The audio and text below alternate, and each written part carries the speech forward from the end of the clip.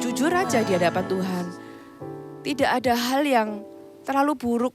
Anda tidak pernah terlihat buruk di hadapan Tuhan. Bahkan ketika Anda mengatakan isi hati Anda yang Anda anggap buruk. Ada orang-orang tuh yang malu. Aduh, kalau aku ngomong ini sama Tuhan, nanti Tuhan pikir aku apa? Tuhan itu sudah tahu sebelum kita ngomong. Kenapa kita harus merasa malu? Anda nggak ngomong pun Tuhan sudah tahu kok. Dia bisa handle all your feelings. Semua isi hati Anda dan perasaan Anda. Jadi Anda bisa jadi apa adanya di hadapan Tuhan. Nyatakan segala hal di hadapan Tuhan. Hari ini firman Tuhan yang saya mau bagikan adalah sesuatu yang lahir dari pergumulan saya, dan Tuhan itu berbicara dan Tuhan taruh kuat di dalam hati saya. Firman Tuhan yang membebaskan, firman Tuhan yang memberikan tuntunan. Hari ini saya juga percaya firman Tuhan ini akan membebaskan banyak dari Anda.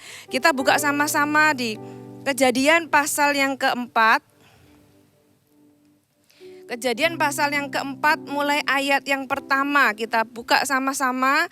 Judulnya adalah Kain dan Habel. Saudara mungkin sudah tahu cerita ini, tapi kita mau bahas apa yang Tuhan sampaikan melalui cerita ini.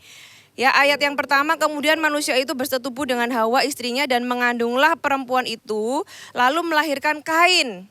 Maka kata perempuan itu, aku telah mendapat seorang anak laki-laki dengan pertolongan Tuhan.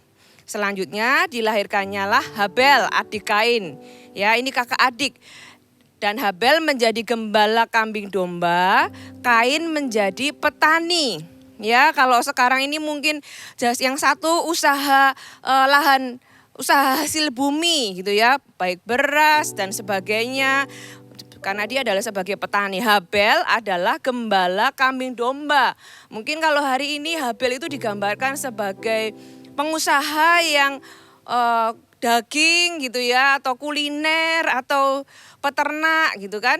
Nah, kemudian perhatikan ayat ketiga. Setelah beberapa waktu lamanya, maka Kain mempersembahkan sebagian dari hasil tanah itu kepada Tuhan sebagai korban persembahan. Habel juga mempersembahkan korban persembahan dari anak sulung kambing dombanya, yakni lemak-lemaknya. Maka Tuhan mengindahkan Habel dan korban persembahannya itu. Tetapi Kain dan korban persembahannya tidak diindahkannya. Lalu hati Kain menjadi sangat panas dan mukanya muram. Saudara, kalau saudara baca cerita ini menggambarkan dua orang yang sama-sama mempersembahkan korban dari hasil pekerjaannya gitu ya, dari hasil usahanya. Yang satu persembahannya diterima, yang satu tidak diterima, tidak diindahkan. Ya, kalau sekarang implikasinya adalah kalau kita sama-sama dengan rekan kita gitu ya, sama-sama pengusaha mungkin, sama-sama orang yang bekerja, sama-sama mempersembahkan sesuatu atau berdoa mendoakan sesuatu, tapi rekan kita ini doanya dijawab, kita gak dijawab. Nah, kalau kita lihat cerita ini kadang kita suka melihat, oh Kain ini jahat ya gitu ya. Kain ini hatinya gak baik ya gitu kan. Karena kita tahu cerita ini akhirnya Kain membunuh Habel. Nah, pertanyaannya saya mau tanya kepada Anda hari ini. Kalau misalnya Kain itu diganti menjadi Anda. Ya, ketika ada orang di sebelah Anda yang sama-sama berdoa, doanya dijawab, Anda tidak dijawab. Bagaimana perasaan Anda? Gitu ya, apa yang Anda alami di hati? Bagaimana kalau orang yang sama-sama bisnis gitu ya, sama-sama merintis bersama, sama-sama jadi pengusaha gitu ya. Doanya pengusaha apa sih? Berdoa, Tuhan kembangkan usahaku, berkati usahaku, kirim customer. Yang satu doanya dijawab ya, usahanya tambah maju pesat. Yang sini kok gak maju-maju gitu ya, jalan di tempat. Atau ketika rekan kerja di tempat kerja Anda mendapat promosi sedangkan Anda tidak mendapat promosi. Dia diindahkan oleh bos Anda tapi Anda tidak diindahkan. Bagaimana hati Anda? Ketika sama-sama mengerjakan tugas yang sama, rekan Anda dipuji, Anda tidak dipuji. Kondisinya seperti itu saudara ya, Kain dan Habel. Mungkin cerita itu sama-sama kita lihat, oh mereka mempersembahkan korban. Tapi di hidup kita, situasi seperti Kain dan Habel ini sering terjadi. Nah, bagaimana respon kita? Apakah kita seperti Kain? Ya, apa reaksi natural kita? Apakah ada orang yang jujur berkata, ya kalau itu terjadi saya merasa tidak nyaman. Mungkin tidak sampai membunuh seperti Kain gitu ya. Saudara, sebenarnya kalau saudara pikirkan, saya ajak Anda merenungkan dan memikirkan firman Tuhan, cerita firman Tuhan ini. Sebenarnya kenapa ya Kain itu kok marah dengan Habel? Bahkan sampai membunuh. Saya tanya, apa kesalahannya Habel? Apakah Habel itu memukul Kain? Apakah Habel itu menyakiti Kain? Habel tidak melakukan apa-apa. Mereka itu sama-sama mempersembahkan korban. Apa salahnya? Apakah Anda bisa sebutkan kejahatan yang Habel lakukan terhadap Kain? Kira-kira apa salahnya? Apa yang Habel lakukan yang membuat Kain itu kok marah? Ya kan? Harusnya Kain ini kan marahnya sama Tuhan, bukan sama Habel. Kan yang tidak mengindahkan Kain kan Tuhan. Gitu ya, Habel cuma mempersembahkan korban kok. Dia nggak mencuri, dia nggak memfitnah, dia nggak memukul. Habel nggak melakukan apa-apa terhadap Kain, tapi Kain marah kepada Habel. Ya, saudara, kita ini juga sadar tidak sadar sering menjadi seperti Kain. Kita suka membandingkan diri kita, entah kita sadar dengan mengucapkannya atau kita melakukannya dengan tidak sadar dan tidak atau bicara di dalam hati, ya. Contoh kalau perempuan, kalau wanita, kalau ketemu gitu kan, nggak usah ngomong tiba-tiba kita sudah lihat itu langsung membandingkan diri. Siapa lebih tinggi dari yang penting sampai yang nggak paling nggak penting gitu. Misalnya bulu matanya siapa ya yang lebih panjang gitu kan. Itu kan penting nggak penting gitu ya. Siapa yang kulitnya lebih halus dan sebagainya. Kalau pria mungkin ketemu membandingkan apa? Membandingkan pekerjaannya, pencapaiannya, kepemilikannya. Atau mungkin ototnya siapa yang lebih besar. Kok aku nggak sama ya dengan dia? Siapa yang lebih baik? Saudara, kadang orang itu bilang, aku ini nggak suka dibandingkan. Gitu ya, salah. Sebenarnya kalimat itu belum sempurna, ya. Bukan tidak suka dibandingkan, karena toh orang nggak membandingkan kita pun kita suka membandingkan diri kok, betul tidak? Ya, kalimat itu kan biasanya harusnya lengkapnya, bukan tidak suka dibandingkan, tapi tidak suka dibandingkan dengan orang yang lebih baik dari kita sehingga kita merasa lebih buruk. Tapi kalau kita dibandingkan dengan orang yang di bawah kita akan merasa, wah aku lebih baik. Anda kan happy-happy aja gitu ya. Yang kita nggak suka kan dibandingkan dengan orang yang lebih baik dari kita gitu ya.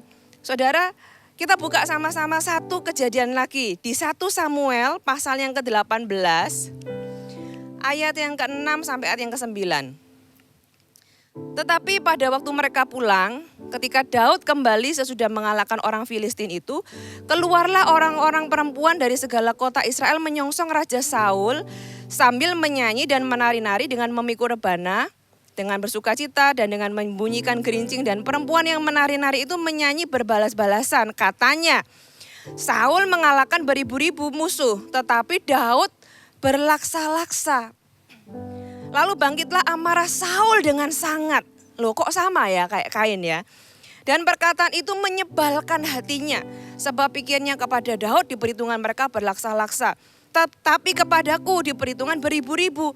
Akhirnya jabatan raja itu pun jatuh kepadanya. Sejak hari itu maka Saul selalu mendengki Daud. Saya tanya saudara ya, Daud itu salah apa ya sama Saul? Apakah Daud itu menyakiti Saul?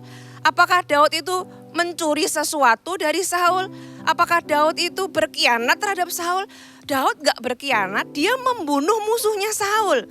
Mereka sama-sama satu tim kok.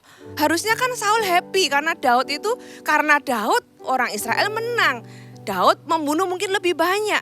Coba kalau Daud gak bisa perang, kan mungkin kalah gitu ya. Tapi di sini dikatakan Saul itu marah. Dan sejak hari itu dia itu mendengki kepada Daud. Harusnya Saul itu marahnya sama yang perempuan yang nari-nari itu. Harusnya Saul itu marah, kasih tahu kamu nyanyinya salah. Aku yang berlaksa-laksa, Daud gak sebanyak aku. Tapi dia gak marah sama perempuan yang menari-nari, dia marahnya sama Daud. Saudara, cerita-cerita di atas sebenarnya banyak cerita-cerita lain di dalam firman Tuhan menggambarkan sesuatu di dalam hati manusia. Ya, seperti murid-murid Yesus di Lukas 9 ayat 46 dikatakan, maka timbullah pertengkaran di antara murid-murid Yesus tentang siapa yang terbesar di antara mereka. Pertanyaannya, kenapa sih ingin jadi yang terbesar? Kalau memang Simon atau Andreas atau Yohanes yang terbesar, terus kenapa gitu ya? Kenapa kita ini bertengkar tentang siapa yang terbesar? Siapa yang paling baik? Sebenarnya apa sih yang sedang kita ini cari? Atau perhatian siapa sih yang kita berusaha raih? Saudara, apa yang membuat hati manusia itu seperti itu? Karena kita semua ini sebenarnya punya yang namanya insecurity. Kita punya yang namanya perasaan tidak aman. Ya, insecurity adalah perasaan ragu-ragu yang mendalam, ya, dan perasaan ketidakpastian yang mendalam tentang siapa kita, tentang nilai kita, tentang keberhargaan kita. Ya, sebuah kondisi jiwa yang merasa tidak aman.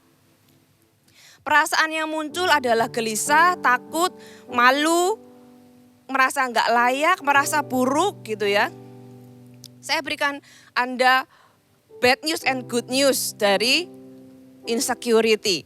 Ya, bad news atau kabar buruk dari insecurity adalah insecurity ini bisa berkembang di dalam hati seseorang dan berpotensi menghancurkan hidup kita dan orang lain.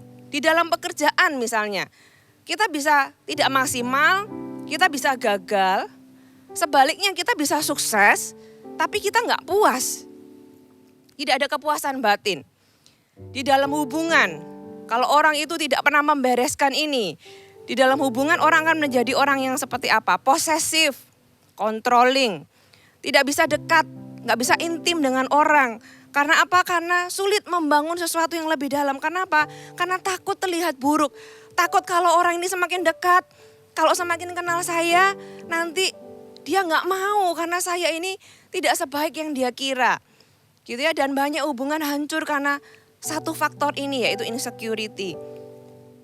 Di dalam area keuangan, karena orang yang insecure itu ingin mendapatkan perhatian sehingga seringkali di dalam keuangan pun membelanjakan untuk hal-hal yang tidak perlu gitu ya. Hal-hal yang supaya terlihat baik, supaya terlihat keren gitu kan. Untuk memberi impresi, untuk mendapatkan pengakuan dari orang yang sebenarnya bahkan tidak peduli dengan Anda. Apalagi di dalam kesehatan, cemas, khawatir, takut membuat orang itu dari sakit fisik bisa sampai mental illness. Saudara, betapa mengerikannya kalau kita ini tidak mengatasi satu hal ini. Ya, di dalam firman Tuhan juga ada Herodes. Herodes ketika tahu ada raja yang lahir. Ketika Yesus Kristus lahir ke muka bumi, Herodes tahu lewat orang Majus bahwa ada raja yang lahir. Dia langsung insecure, dia langsung gak aman. Karena insecurity yang tidak diatasi, bayi-bayi di Bethlehem itu dibunuh. Karena insecurity yang tidak diatasi, Habel dibunuh oleh Kain. Karena insecurity yang Saul alami, dia membunuh orang-orang yang berpihak kepada Daud, imam-imam dan sebagainya. Saudara, betapa mengerikannya ketika orang itu bahkan di dalam sebuah posisi, tapi ketika sesuatu di dalam hati orang itu ada sesuatu yang tidak diatasi, itu bisa menghancurkan hidupnya dan hidup orang-orang di sekitarnya. Tapi saya juga kasih Anda sebuah kabar baik. Good news-nya adalah Anda tidak sendirian. Anda tahu, semua orang di muka bumi ini, semua manusia yang sudah jatuh ke dalam dosa punya yang namanya insecurity. Ya, dan gak cuma itu, ada jalan keluar, ada solusi. Tuhan menyediakan jalan keluar untuk hal ini. Nah, bagaimana saya tahu bahwa saya ini orangnya insecure? Ada orang-orang yang mudah menyadarinya tetapi tidak tahu bagaimana mengatasinya. Ada juga orang-orang yang tidak menyadarinya. Ya, tapi merasa hidupku ini ada yang salah gitu, ada yang tidak beres karena di area-area tertentu dia merasa gagal. Ada orang yang deny, ada orang yang mengabaikan. Saudara, pada intinya kita semua ini punya satu hal ini. Ya, tapi kita perlu sadar, kita perlu tahu gejala-gejalanya supaya kita tuh bisa mengatasinya sampai ke akarnya. Karena seperti yang saya bilang tadi, kalau itu tidak diatasi, itu bisa menghancurkan hidup kita. Kita bisa sukses, kita bisa naik ke posisi yang tinggi. Tapi itu bisa menghancurkan kita dan orang-orang di sekitar kita, dan Tuhan tidak mau itu. Tuhan mau kita sukses, kita berhasil, dan kita jadi berkat. Kita nggak struggle di dalam. Ya, ada beberapa gejala yang kita bisa lihat, entah dari diri kita sendiri gitu ya. Apakah ada salah satu dari hal-hal ini? Misalnya orang sakitnya di dalam tapi kan kelihatan gejalanya. Oh, ini orangnya panas, oh orangnya ini sakit perut, atau orangnya ini batuk. Ada gejala-gejala yang Anda bisa lihat untuk tahu sebenarnya apakah Anda masih bergumul dengan itu atau tidak. Ya, beberapa gejalanya, yang pertama meragukan prestasi diri sendiri. Ya, atau kalau orang bilang itu imposter syndrome.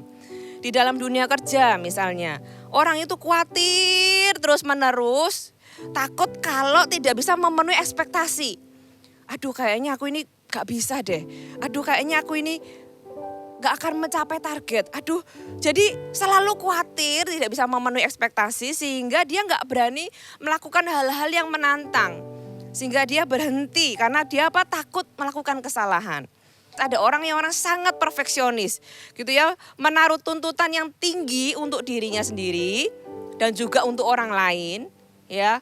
Kalaupun mereka itu punya goal, punya target, kalau mencapai 99% sudah hampir perfect gitu ya, 100%. Kurang 1%, itu mereka merasa jadi orang yang gagal.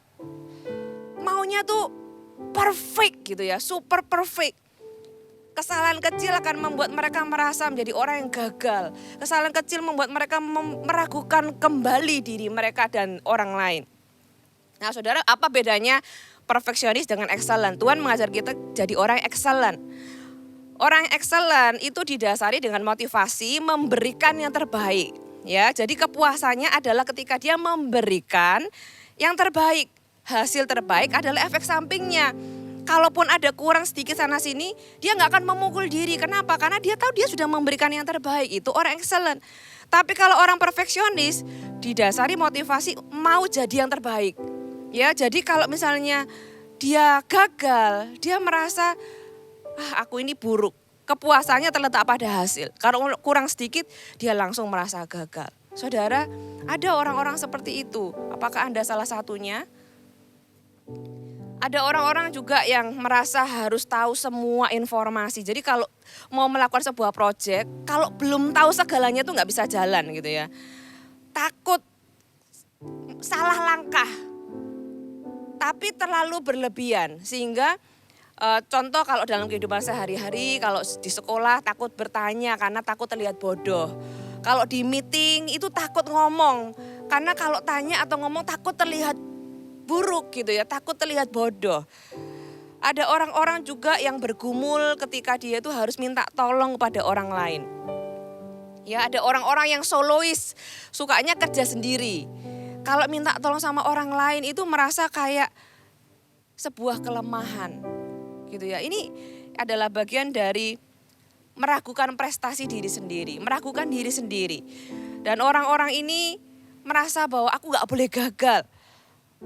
Kalau dipuji ya, ada orang yang tidak bisa dipuji. Kalau ada terima pujian, dia berpikir ini dia cuma menghibur aja. Dia gak benar-benar memuji aku. Ada orang juga yang gak bisa terima kritikan. Ya, kalau dikritik tersinggung. Karena dia merasa ketahuan kejelekannya gitu ya. Saudara, ini adalah gejala-gejala dari orang-orang yang sebenarnya struggle atau bergumul dengan yang namanya insecurity. Apalagi gejalanya, tidak bisa menerima kekalahan. Ya, selalu berkompetisi hampir di dalam segala hal.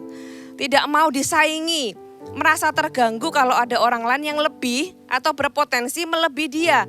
Seperti Herodes yang tadi saya ceritakan, gitu ya. Buat dia kekalahan adalah hal yang buruk dan sebuah kegagalan. Saudara, sebenarnya tidak ada yang salah dengan ingin menang. kita sendiri diciptakan lebih dari pemenang gitu ya. Kita ini punya benih seorang pemenang. Tapi kalau demi kemenangan kita ini menghalalkan segala cara, bahkan menghancurkan orang lain, nah itu sudah salah gitu ya. Itu sudah tidak berkenan di mata Tuhan. Itu berarti kita itu di-drive atau dipimpin oleh insecurity kita. Apalagi orang yang play victim. Anda tahu orang yang selalu merasa dirinya itu jadi korban gitu ya. Seperti apa ketika contoh orang yang saudara pernah baca di kitab Injil, Tuhan mendatangi orang yang lumpuh selama 38 tahun ya di kolam Bethesda. Orang itu ditanya, Tuhan apa kamu mau sembuh gitu ya. Dia menjawab, Tuhan tapi orang itu gak ada yang tolongin saya. Orang lain, pokoknya orang lain situasi yang salah. Orang yang play victim suka menyalahkan orang lain. Suka menjatuhkan orang lain. Suka menjelekkan orang lain. Ya, sebenarnya pesannya cuma satu kok. Yang jelek tuh orang lain bukan aku. Gitu ya.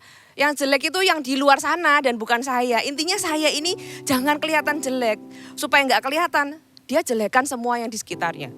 Ya, apalagi gejalanya takut berinteraksi dengan orang lain, merasa buruk dengan dirinya sehingga takut ditolak, entah karena berat badan, warna kulit, model rambut, level ekonomi dan sebagainya.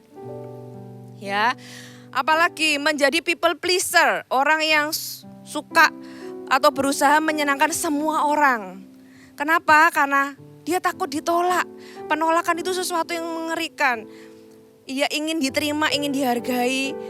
Saudara, insecurity membuat kita ini terlalu bergantung dengan faktor eksternal seperti pengakuan, pujian, perhatian orang lain gitu ya.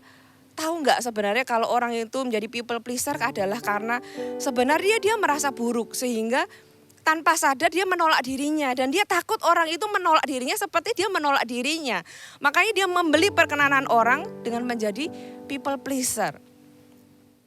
Ya, atau ada orang-orang yang selalu berusaha membuktikan diri dengan banyak hal, overachiever, berusaha mencapai banyak prestasi di dalam segala bidang.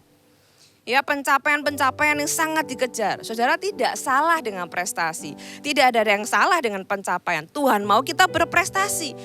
Apa yang salah adalah ketika kita menaruh harga diri kita pada prestasi kita. Ya, karena itu bukanlah harga Anda, bukanlah nilai Anda. Orang yang selalu berusaha membuktikan diri, menaruh harga dirinya kepada kesuksesan. Artinya kalau dia sukses berarti aku ini berharga. Aku ini bernilai, tapi kalau dia gagal, dia langsung merasa tidak berharga dan tidak bernilai. Saudara, apa yang sebenarnya orang coba buktikan coba saudara? Orang berusaha membuktikan bahwa aku ini tidak buruk. Tapi parahnya semakin orang berusaha untuk membuktikan bahwa dia tidak buruk, malah sebenarnya semakin nyata bahwa dia itu sedang menutupi keburukannya. Saudara, kalau saudara lihat gejala-gejala yang saya sampaikan tadi, ya, apakah Anda bisa melihat walaupun bentuknya bermacam-macam, itu seperti cabang yang bermacam-macam, tapi dari satu pohon yang sama. Ya, akarnya adalah merasa buruk, merasa tidak berharga, merasa tidak dikasihi sehingga harus melakukan sesuatu untuk mendapatkannya. Saudara, dari mana sih asal insecurity? Saudara, insecurity adalah produk dari kejatuhan manusia di dalam dosa. Kita buka sama-sama di Kejadian pasal yang kedua ayat yang ke-15. Ya, Tuhan Allah mengambil manusia itu dan menempatkannya dalam Taman Eden lalu mengusahakan dan memelihara taman itu. Lalu Tuhan Allah memberi perintah ini kepada manusia. Kita tahu cerita ini. Semua pohon dalam taman ini boleh kamu makan buahnya dengan bebas. Tetapi pohon pengetahuan tentang yang baik dan yang jahat itu janganlah kau makan buahnya. Sebab pada hari engkau memakannya pastilah engkau mati. Nah, kemudian kita tahu cerita ini berlanjut. Kita buka di Kejadian pasal yang ketiga. Kejadian 3 ayat yang pertama sampai 6. Adapun ular ialah yang paling cerdik dari segala binatang di darat yang dijadikan oleh Tuhan Allah. Ular itu berkata kepada perempuan itu, tentulah Allah berfirman, semua pohon dalam taman ini jangan kamu makan buahnya kan? Lalu sahabat perempuan itu kepada ular itu, Oh, buah dalam taman ini boleh kok kami makan buahnya. Tetapi tentang buah pengetahuan yang ada di tengah taman, Tuhan berfirman, jangan kamu makan ataupun raba buah itu, nanti kamu mati. Tetapi ular itu berkata kepada perempuan itu, sekali-kali kamu tidak akan mati. Tetapi Allah mengetahui, Allah itu tahu. Kenapa Tuhan itu enggak kasih kamu buah itu? Karena Tuhan itu tahu pada waktu kamu memakannya, matamu akan terbuka dan kamu akan menjadi seperti Allah. Tahu tentang yang baik dan yang jahat. Dengan kata lain, ular ini berkata kepada Hawa, Tuhan itu enggak mau disaingi. Dia enggak kasih kamu buah itu, kenapa? Karena nanti kamu jadi seperti Allah. Tahu yang baik dan yang jahat. Nah, Tuhan enggak mau. By the way, kalau Tuhan itu baik, harusnya kan enggak perlu menahan berkatnya. Itu kan baik kan, kamu tahu yang baik dan yang jahat. Itu kan baik kan, kamu tuh jadi seperti Allah. Tapi Tuhan itu menahan. Tuhan itu menahan berkatnya dari kamu. Tuhan itu enggak cukup mengasihi kamu tuh enggak berharga. Buktinya apa? Tuhan menahan berkatnya. Buktinya kamu enggak dikasihkan. Yang satu itu kamu enggak dikasihkan. Saudara, itu yang seringkali yang dari awal akar dari insecurity. Ya, insecurity itu berakar pada yang namanya kebohongan. Kebohongan bahwa Tuhan itu tidak sayang kamu. Tuhan itu menahan berkatnya, tidak memberikan segalanya. Ya, ular bilang sama Hawa, kalau Tuhan itu sayang sama kamu, pasti harusnya Tuhan itu kan kasih semuanya. Kenapa Tuhan menahan? Kenapa enggak dikasih? Padahal itu buahnya enak, padahal itu buahnya baik buat kamu. Kamu bisa tahu, kamu bisa jadi seperti Allah. Tapi Tuhan enggak mau, Tuhan enggak kasih. Gitu ya. Sejak saat itu ketika Hawa percaya atau makan kata-kata itu, ya buah tindakannya berikutnya adalah memakan buah itu. Saudara, sebelum mereka makan buah itu, mereka itu sudah kalah di medan pikiran.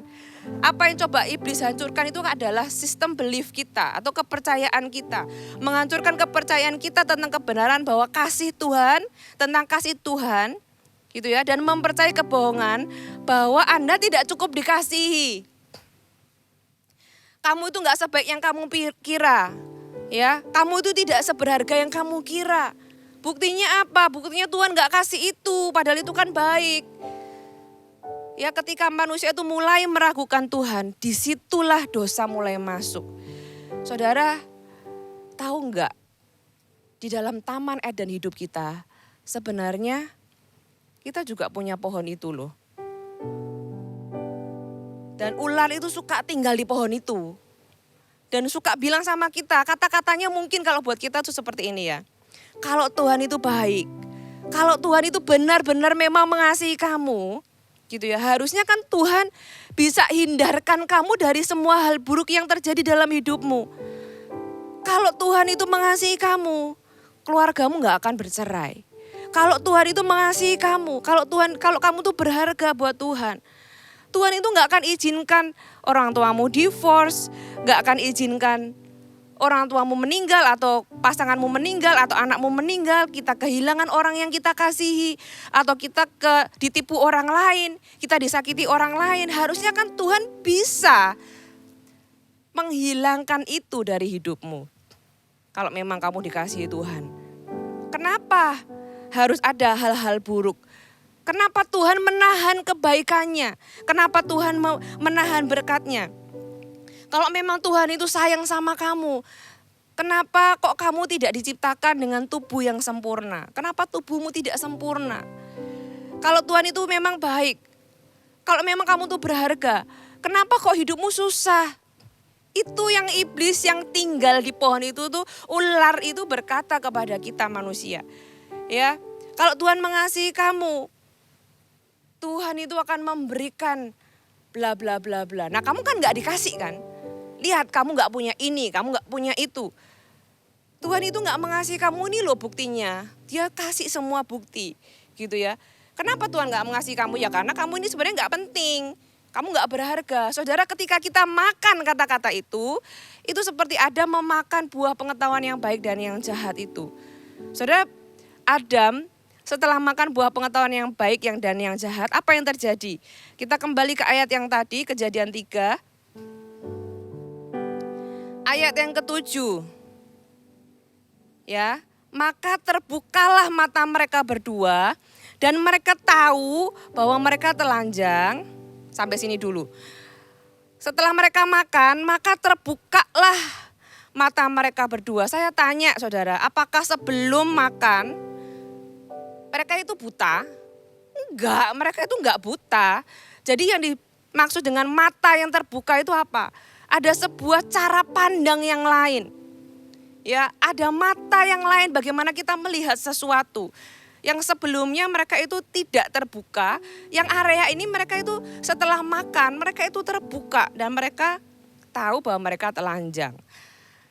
Sebenarnya mereka dari awal, mereka punya mata yang terbuka, mata jasmani. Berarti itu sesuatu yang di dalam, mata yang ada di dalam hati kita. Ya, dosa itu mengubah cara kita memandang diri kita. Dosa itu mengubah cara kita menilai diri kita. Ya, maaf, ketelanjangan yang tadinya itu tidak apa-apa, mereka selama ini ya baik-baik aja kok. Gak merasa buruk jalan-jalan sama Tuhan, bersekutu sama Tuhan sebelum makan buah itu. Tapi kenapa sekarang bisa merasa buruk? Sampai ya di ayat 7 yang 7b, lalu mereka menyemat atau menjahit daun pohon ara dan membuat cawat. Mereka merasa ada sesuatu yang mereka harus tutupi. Ya, mereka merasa malu, mereka merasa takut, mereka merasa buruk. Sehingga mereka harus merasa perlu melakukan sesuatu untuk menutupinya. Apakah mereka berhasil? Berhasil menutupinya? No, yang mereka tutupi itu tubuhnya, padahal itu sesuatu yang di dalam. Ya, gimana saya tahu mereka nggak berhasil? Coba baca Kejadian 3 ayat yang ke-8. Ketika mereka mendengar bunyi langkah Tuhan Allah yang berjalan-jalan dalam taman itu pada hari sejuk, bersembunyilah manusia dan istrinya itu terhadap Tuhan Allah di antara pohon-pohonan di dalam taman. Loh, kalau memang apa yang mereka anggap buruk itu sudah tertutupi dengan daun pohon ara tadi, harusnya kan ketemu Tuhan nggak perlu sembunyi lagi, betul? Kalau mereka yang rasa buruk itu sudah tertutupi, harusnya mereka ketemu Tuhan pede aja karena mereka tidak lagi terlihat buruk. Tapi ternyata ketika Tuhan datang ke Taman Eden, mereka bersembunyi. Nah, waktu Tuhan tanya ayat 9, tetapi Allah memanggil manusia itu dan berfirman kepadanya, "Di manakah engkau?" Ia menjawab, "Ketika aku mendengar bahwa engkau ada dalam taman ini, aku menjadi takut. Karena aku telanjang, sebab itu aku bersembunyi." Loh, bukannya sudah ditutupi? Kok masih bilang demikian? Saudara, ayat ini menjelaskan bahwa usaha manusia apapun bentuknya, ya, apapun manifestasi kita untuk berusaha menutupi perasaan buruk tentang diri kita, itu tidak akan pernah membuat kita itu benar-benar hilang. Perasaan itu tidak akan pernah benar-benar hilang, gak merasa lebih baik. Seperti yang saya bilang tadi, ketika manusia berusaha dan tetap gagal, Tuhan itu punya solusinya. Injil itu kabar baik. Ada kabar baik bagi Anda yang bergumul di area ini. Karena Tuhan mau Anda fulfill, itu sebuah lubang yang Tuhan bisa tutup di dalam hati Anda. Amin, saudara. Jadi bagaimana kita ini mengatasi insecurity kita? Ya, bagaimana kita mengatasinya? Yang pertama, saudara, tentukan siapa yang Anda percayai. Oke? Ayat yang ke-11a, firman-Nya, siapakah yang memberitahukan kepadamu? Saudara, miliki disiplin di dalam hati kita. Kalau ada kata-kata, tanyakan siapa sih ini, suaranya siapa? Siapa yang memberitahumu? Saudara, iblis itu suka memakai kelemahan-kelemahan kita atau kejadian-kejadian dalam hidup kita untuk memberikan identitas kepada kita. Dia bisa pakai kata-kata siapa saja. Teman, atasan, keluarga, bahkan orang yang kita tidak kenal sekalipun, gitu ya. Kata-kata itu bisa terngiang-ngiang dan mengendap di hati kita. Saudara, seperti apa? Misalnya, kamu itu bodoh, kamu itu jelek, gitu ya. Kata-kata itu bisa kita ada di dalam hati kita. Kamu itu tidak seperti siapa gitu kan. Kamu tuh gak bisa lakukan apa-apa. Aduh gak ada lah orang yang akan suka sama kamu gitu kan. Kamu gak akan berhasil dan sebagainya. Entah itu kata-kata sengaja maupun gak sengaja. Saudara coba saya tanya seperti Allah tanya kepada Adam. Siapa yang memberitahu Anda? Kalau bukan Tuhan, kok kamu percaya? Kan itu bukan Tuhan. Tuhan itu seolah-olah mau bilang siapa yang memberitahu kamu kalau kamu telanjang. Kan aku selama ini gak pernah bilang gitu kan. Kan itu bukan dari aku, bukan dari Tuhan. Kok kamu percaya? Nah saudara, pertama tentukan siapa yang Anda mau percayai. Suara siapa yang Anda mau dengar. Suara siapa yang Anda mau simpan di dalam hati Anda.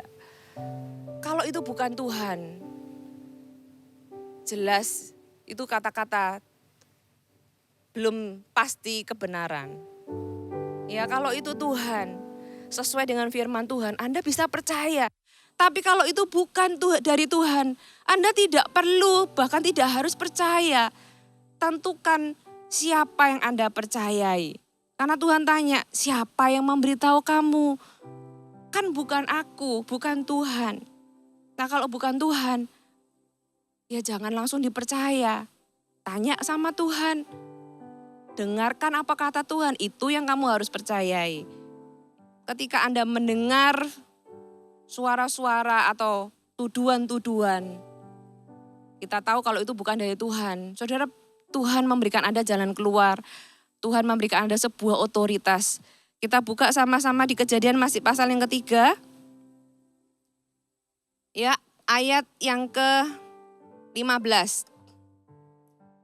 Aku akan mengadakan permusuhan antara engkau dan perempuan ini, antara keturunanmu dan keturunannya. Keturunannya akan meremukkan kepalamu dan engkau akan meremukkan tumitnya. Ya. Jadi ini adalah perkataan Tuhan kepada ular. Aku akan mengadakan permusuhan antara engkau dan perempuan ini, antara keturunanmu dan keturunannya.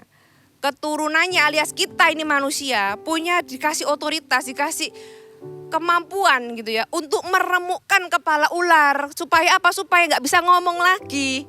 Supaya itu tidak berkuasa lagi atas hidup kita. Ya, tapi kalau kita gak segera tidak segera meremukkan kepala ular, dia bisa menggigit tumit kita sehingga kaki kita itu jadi melenceng, jalan kita tuh jadi pincang gitu ya, jadi jalannya tuh nggak lurus lagi. Saudara dikasih kuasa untuk meremukkan kepala ular supaya dia perkataannya itu tidak lagi berkuasa dalam hidup Anda dan Anda bisa punya kuasa untuk mempercayai Tuhan dan perkataannya. Ya, yang kedua, kenal kasih Tuhan. Karena kita insecure itu berkata bahwa kamu tidak cukup dikasih, kamu itu buruk, kamu itu gak berharga, makanya kamu gak dikasih Tuhan. Tuhan menahan sesuatu dari kamu. Saudara, Tuhan itu sebenarnya kasih pohon itu di sana bukan untuk menahan berkatnya. Saudara bisa lihat Tuhan itu sebenarnya menaruh pohon itu di sana supaya manusia itu bisa bersekutu dan memberikan kasih yang sejati buat Tuhan. Kasih yang sejati itu terjadi ketika ada pilihan. Kita buka sama-sama di Efesus pasal yang ketiga ayat yang ke-18 dan ke-19. Ini adalah doa Paulus untuk kita semua, untuk orang-orang yang pada zamannya dan untuk kita semua. Aku berdoa supaya kamu bersama-sama dengan segala orang kudus termasuk kita dapat memahami betapa lebarnya dan panjangnya dan tingginya dan dalamnya kasih Kristus dan dapat mengenal kasih itu. Saudara, jadikan ini doa Anda. Aku mau mengenal kasih itu. Sekalipun ia melampaui segala pengetahuan. Aku berdoa supaya kamu dipenuhi di dalam seluruh kepenuhan Allah. Saudara, Anda perlu mengenal kasih Tuhan. Kadang orang itu salah sangka. Iblis itu membuat kita itu salah sangka sama Tuhan. Iblis membuat kita tuh meragukan kasih Tuhan. Iblis membuat kita tidak lagi mempercayai Tuhan. Tapi kalau kita kenal kasih itu, kita kenal seperti apa Tuhan. Tuhan adalah kasih. Ya, kita gak akan mudah tertipu, kita gak akan mudah makan perkataannya iblis. Roman 5 ayat yang ke-8. Akan tetapi Allah menunjukkan kasih-Nya kepada kita oleh karena Kristus telah mati untuk kita ketika kita sudah bertobat. Apakah seperti itu? Allah menunjukkan kasih-Nya kepada kita karena Kristus telah mati untuk kita ketika kita sudah hidup kudus. Dikatakan di sini ketika kita masih berdosa. Saudara, Tuhan itu begitu mengasihi Anda dan saya. Anda tidak perlu mencari sesuatu gitu ya untuk mendapatkan kasih Tuhan. Karena apa? Karena Allah sudah mengasihimu bahkan ketika engkau masih belum bisa mengasihi Dia. Malah kasih itulah yang memampukan kita untuk bertobat. Kasih itulah yang memampukan kita untuk hidup benar. Bukan kita hidup benar untuk mendapatkan kasih-Nya, bukan. Dan gak cuma Tuhan itu sudah mengasihimu ketika engkau masih berdosa. Yeremia 31 ayat 3 dikatakan, dari jauh Tuhan menampakkan diri kepadanya. Aku mengasihi engkau dengan kasih yang kekal. Kasih Tuhan itu tidak berubah. Engkau sadar gak sadar? Engkau rasa gak rasa? Kebenaran ini tidak pernah bisa disangkali. Tuhan itu mengasihimu. Dan dikatakan sebab itu aku melanjutkan kasih setiaku kepadamu. Tuhan itu tidak bisa tidak mengasihimu. Itulah kebenarannya. Sudah ingat tadi pohon itu diciptakan di situ bukan supaya Tuhan menahan berkat-Nya. Bukan supaya mereka itu tidak menikmati sesuatu yang baik. Tapi karena Tuhan itu mau hubungan yang sejati. Sudah juga tahu kalau ketika Tuhan berkata kalau kamu makan buah ini nanti kamu mati gitu ya. Dan benar ketika mereka makan konsekuensinya adalah kematian. Kalau sudah baca di Kejadian 3 ayat yang ke 22 berfirmanlah Allah, sesungguhnya manusia itu telah menjadi salah satu dari kita tahu tentang yang baik dan yang jahat. Maka sekarang jangan sampai dia mengulurkan tangannya dan mengambil pula dari buah kehidupan dan memakannya sehingga ia hidup untuk selama-lamanya. Kalau saudara salah sangka sama Tuhan, Anda berpikir, loh kok Tuhan malah menghalangi, kok Tuhan malah nggak kasih gitu ya. Kemudian Tuhan kan usir mereka dari Taman Eden, kemudian menutup pintu jalan ke pohon kehidupan supaya mereka tuh nggak makan dari pohon itu. Itu adalah bentuk kasih Tuhan. Sudah tahu Tuhan itu nggak mau kita dalam kehidupan yang berdosa itu hidup selama-lamanya. Sudah bisa bayangkan kalau kita ini dalam kondisi berdosa, efek dari dosa adalah penderitaan dan sebagainya. Dan kita itu hidup selama-lamanya. Berarti kita itu akan menderita selama-lamanya. Tapi Tuhan kasih kita kematian itu sebagai bentuk kasih-Nya. Bisakah Anda melihat betapa Tuhan itu di dalam dirinya itu gak ada yang lain kecuali kasih untuk Anda dan saya. Supaya kita ini punya titik akhir dari penderitaan kita dan kita bisa menikmati kehidupan yang luar biasa di dalam Tuhan. Nantinya setelah kematian supaya kita gak hidup selama-lamanya menderita karena manusia sudah jatuh ke dalam dosa. Itu Tuhan kita, kasih-Nya itu sempurna saudara. Ya sudah perlu mengenal kasih itu walaupun itu melampaui segala pengetahuan. Saya berdoa supaya Anda mengalami dan bertumbuh di dalam kasih Tuhan. Apalagi yang membuat kita juga bisa mengatasi insecurity. Ya, saudara perlu menerima dan mengasihi diri Anda sendiri.